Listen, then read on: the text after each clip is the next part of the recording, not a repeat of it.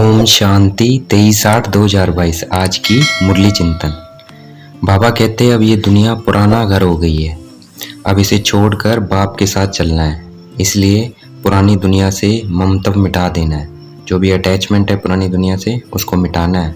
अब अपने को आत्मा समझना है, अपने आत्मा स्वरूप के दर्शन करते रहना है और बाप को याद करना है, बाप के दर्शन करते रहना है। अब कहते हैं कि मेरे मन को शांति चाहिए। ये शब्द कौन बोलता है? जो बॉडी कॉन्शियस है वो कहता है मेरे मन को शांति चाहिए। क्यों? क्योंकि उसको पता ही नहीं है कि जो मन बुद्धि है वो आत्मा में होते हैं और आत्मा कहती है मुझे शांति चाहिए। लेकिन अगर हम अपने आत्मिक स्वरूप में स्थित हो जाएंगे कि मैं आत्मा हूँ, ये शरीर नहीं हूँ, प्रकृति के मध्य में, तो शांति अपने आप मिल जाएगी। क्योंकि आत्मा का धर्म ही है, शांत स्वरूप है आत्मा। तो हम जब अपने धर्म में टिक जाएंगे तो हमें अपने आप शांति मिल जाएगी। मरना उसको कहा जाता है जब आत्मा इस शरीर से अलग हो जाती है। हम यहाँ जीते जी शरीर से अलग हैं और अपने परमपिता परमात्मा के साथ उनके धाम घर जाने वाले हैं, जहाँ से हम इस धरती पर पाठ बजाने आए हैं।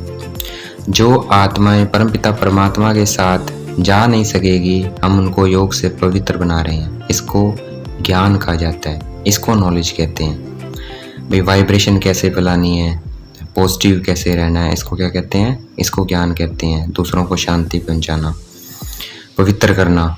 हमारी आत्मा समझती है मुक्ति जीवन मुक्ति दाता सिर्फ एक परमपिता परमात्मा है, उनको अपना शरीर नहीं है। उन्होंने ब्रह्मा बाबा का शरीर लोन लिया हुआ है। यह शरीर आत्मा का काल तख्त है जो छोड़ फिर दूसरा लेना होता है। शरीर क्या आत्मा का काल तख्त है जो छोड़कर फिर दूसरा लेना होता है, फिर वो छोड़कर फिर दूसरा। तख्त के बदले शरीर को घर कहना ठीक है। बाबा कहते हैं इसको तख्त मत बोलो, उसको घर बोलो, क्योंकि घर की तरह इसके खिड़कियां आती है ना, आंख मुंह नाक हाथ खिड़कियां हैं। बाप हमें राजाओं का राजा अर्थात महाराजा बनाने आए हैं। जैसे आत्मा में गुण होते हैं वैसे ही आत्मा को उन गुणों के अकॉर्डिंग शरीर मिलता है। इसलिए हम जितना आत्मा को पावन बनाएंगे उतना पावन घर मिलेगा। और पावन बनाने वाले शिव बाबा आए हुए हैं तो हमें पावन जरूर बनना है। कल्प कल्प इस शरीर में परमात्मा आकर पावन बनाने का यज्ञ रचते हैं और इस शरीर का नाम प्रजापिता ब्रह्मा रखते हैं। जिस शरीर का लोन लेते हैं शिव बाबा उसका नाम क्या रखते हैं? ब्रह्मा रखते हैं, जिसके थ्रू हमें पावन बनाते हैं। क्योंकि परमात्मा इनको ब्रह्मा को एडॉप्ट करते हैं, इसलिए उनका नाम क्या रखा? प्रजापिता ब्रह्मा। गृहस्थ विहार में रहते और उनको संभालते हमें बुद्धि से सब कुछ पुरानी चीज़ों का संन्यास करना है, डिटैच होना है और आत्मा निश्चय करना है अपने आप को। हमारा एम ऑब्जेक्ट है मनुष्य से देवता बनना और स्वर्ग की बादशाही लेना। मनुष्य सृष्टि एक ही है जो चक्कर लगाती रहती है। मनुष्य सृष्टि के झाड़ को बड़ के झाड़ से कंपेयर किया जाता है। जो बड़ का झाड़ होता है उससे कंपेयर किया जाता है। भाई उसकी टालियाँ निकलती है, जैसे सबसे पहले टाली थी देवी देवता, वैसे बड़े में पहले मेन तना होता है, फिर उसमें टालियाँ निकलती है, वो फिर जड़ पकड़ लेती है, वो एक नया तना बन जाता है। वैसे अलग अलग धर्म आए, तो इसी तरह से धर्म आए, एस्टेब्लिश हुए, बट उनका जो मेन तना था वो क्या था? देवी देवता धर्म। तो बाबा कहते हैं इस मनुष्य सृष्टि के झाड़ को बड़ के झाड़ से कंपेयर किया जाता है। ये झाड़ नया होता है तब सिर्फ देवता ही रहते हैं जो बहुत साहूकार होते हैं। भारत सोने की चिड़िया होता है, परंतु अब झाड़ पुराना हो गया है, इसमें सब गरीब हैं, पाई पैसे का व्यापार कर रहे हैं। अभी हम बच्चे ज्ञान रत्नों का व्यापार कर रहे हैं। एक एक ज्ञान रत्न की कीमत अरबों खरबों है। ये ज्ञान रत्न हम बाप से लेकर फिर औरों को देते हैं।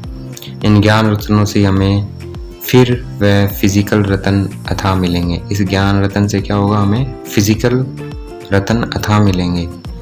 परमपिता परमात्मा ज्ञान रत्नों का सागर है, इसलिए उसको रूप बसंत कहा जाता है। हम आत्माओं का धंधा है ज्ञान रत्नों का धंधा करना। हमें अमृत वेले उठकर ज्ञान रत्नों का धंधा करना है, क्योंकि अमृत वेला अच्छा होता है। कहते भी हैं राम नाम सिमर प्रभात मेरे मोरे। सन्यासियों को भी आत्मा के बारे में नहीं पता है, इसलिए वे आत्मा सो परमात्मा कह देते हैं।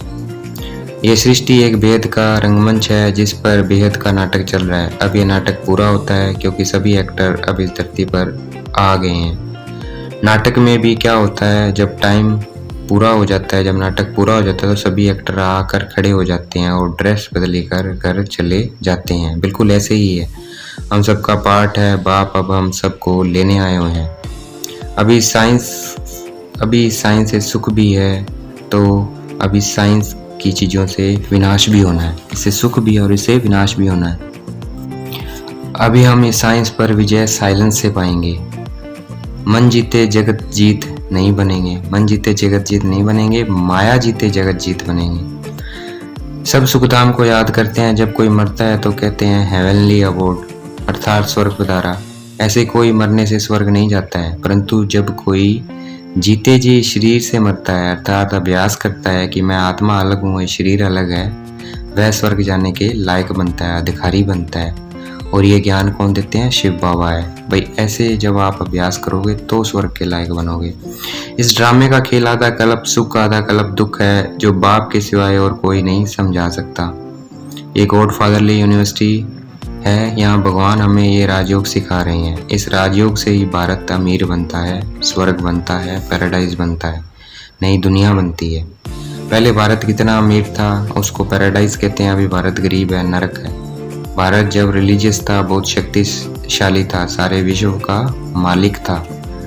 आज की मुरली का वरदान, सदा उमंग उत्साह के पंखों द्वारा उड़ने और उड़ाने वाले मजबूत और अथक भव।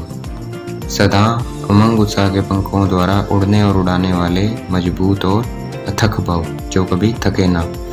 आज की मुरली का स्लोगन, बाप के संग का रंग लगा हुआ हो तो सब बुराइयां सहज ही परिवर्तन हो जाएगी। बाप के संग का रंग लगा हुआ हो तो सब बुराइयां सहज ही परिवर्तन हो जाएगी। अच्छा, ओम शांति। शुक्रिया मीठे बाबा, शुक्रिया।